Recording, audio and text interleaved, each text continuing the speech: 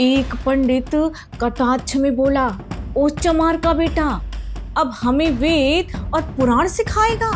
यह अछूत। हम पंडित हैं पंडित, हमारे मंत्रों से तो अच्छे अच्छे पत्थर भी पिघल जाते हैं। तो गुरुजी बड़े ही शांत स्वर में बोले, तो इन्हीं मंत्रों से इस गाय में भी प्राण डाल दीजिए पंडित जी। यह सुन पंडितों में बौखलाहट मच गई। सारे पंडित मिलकर मंत्रोच्चारण करने लगे। ओम गजाननम भूतगणाधिसेवितम कपित्तजम्बू फलचार्य वक्षणम उमासुतम शोक विनाशकारणम नमामि विघ्नेश्वर पाद पंकजम स्वाहा। ओम स्वाहा।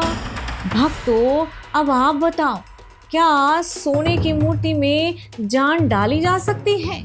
क्यों एक मोची ने राजमहल में वैदिक कर्मकांडों को चुनौती दे दी? यह कोई साधारण कथा नहीं है। एक सुबह वाराणसी के घाट पे कुछ पंडित आपस में चर्चा कर रहे थे।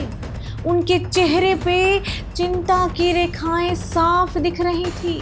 तभी एक पंडित बोलता है, सुना है मीराबाई रविदास की शिष्या बन गई हैं और दरबार के मंत्री भी उनसे सलाह लेने जाते हैं। रविदास लोगों को गुमराह कर रहा है, उसकी मति भ्रष्ट हो गई है। कहता है, ब्राह्मण मत पूजिए जो होत गुणहीन, पूजे ही पाँव चंडाल के जो होवे गुण प्रवीण। इसका उपाय हमें जरूर ढूंढना होगा। अरे हाँ, संत रविदास तो चमत्कार में विश्वास नहीं करता है, क्यों ना उसकी परीक्षा ली जाए। यह सुन सभी पंडितों की आंखों में चमक आ जाती है और वह सभी मिलकर एक योजना बनाते हैं और अगले ही दिन राजा नागरमल के दरबार में त्राहिमाम त्राहिमाम करते हुए सभी पंडित पहुंच जाते हैं। पंडितों के मुखिया ने बड़ी ही चालाकी से कहा, महाराज, हम एक समस्या लेकर आए हैं जो धर्म और समाज दोनों से जुड़ी है। राजा ने गंभीरता से कहा, कैसी समस्या? तभी पंडित कहा, महाराज, आजकल लोग सच्चे ज्ञान को भूलकर भ्रम में पड़ गए हैं। एक मोची को संत मानने लगे हैं। यह वेद और शास्त्रों का घोर अपमान है, घोर अपमान। राजा मुस्कुराते हुए बोले, क्या आप रविदास की बात कर रहे हैं? मैंने भी उनकी प्रशंसा सुनी है। यह सुन पंडितों के चेहरे पे चिंता की रेखाएं और गहरी हो जाती हैं। तभी दूसरा पंडित बोलता है, महाराज, यदि वह इतने ही ज्ञानी हैं, इतने ही महान हैं, तो क्यों ना उनकी परीक्षा ली जाए। राजा कहते हैं, तथास्तु। राजा ने सोने की गाय निर्माण करने का आदेश दे दिया। दिन रात की मेहनत और कुशल कारीगरों ने मिलकर एक अद्भुत अनोखे हीरे जवाहरातों से जड़ित सोने की गाय निर्माण कर दिया। राजा ने पूरे नगर में डुगडुगी घुमा दी कि जो भी इस सोने की गाय को जीवित कर देगा वह नगर का सबसे महान विद्वान माना जाएगा और यह सोने की गाय भी उसको दे दी जाएगी। रविदास जी की कुटिया में जब राजा का संदेश वाहक पहुंचता है तो वहां देख हाथ प्रभ हो जाता है कि रविदास जी ध्यान में लीन। उनके माथे पर इतना तेज और इतना ओज था कि बिना दीपक के ही पूरी कुटिया जगमगा उठी थी, मानो साक्षात भगवान प्रकट हो गए हों। वह गुरु जी के चरणों में नतमस्तक हो जाता है। उसके गले से आवाज नहीं निकलती है। वह कांपती आवाज में बोलता है, हे भगवान, हे गुरुदेव, आपको राजन ने याद किया है। तभी रविदास जी ध्यान से उठते हैं और कहते हैं, प्रभु की जैसी इच्छा, और दरबार की ओर चल देते हैं। चारों ओर लोगों की भीड़ ही भीड़ थी।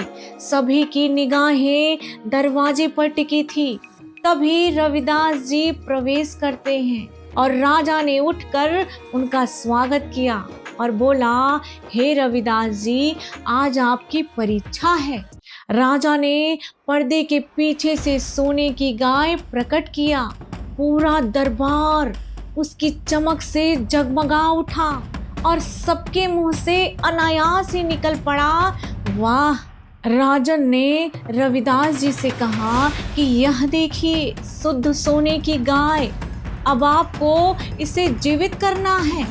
संत रविदास जी कहते हैं, हे महाराज हमें क्षमा करे, पत्थरों में जान डालने की विधि तो पंडितों को आती है, यह ज्ञान वेद और पुराणों में उल्लिखित है। तभी एक पंडित कटाक्ष में बोला, ओ चमार का बेटा, अब हमें वेद और पुराण सिखाएगा, यह अछूत।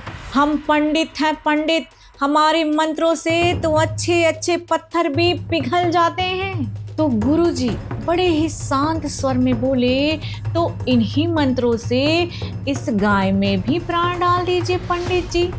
यह सुन पंडितों में बौखलाहट मच जाती है और सभी पंडित मंत्र पढ़ने लगते हैं। ओम ह्रीं क्लीं चामुंडाय विच्चै नमः, ओम भूतानां ओम स्वाहा। मंत्र पढ़े पसीना बहे गाय जस की तस, मंत्र पढ़े पसीना बहे गाय जस की तस, मंत्र पढ़े पसीना बहे गाय जस की तस।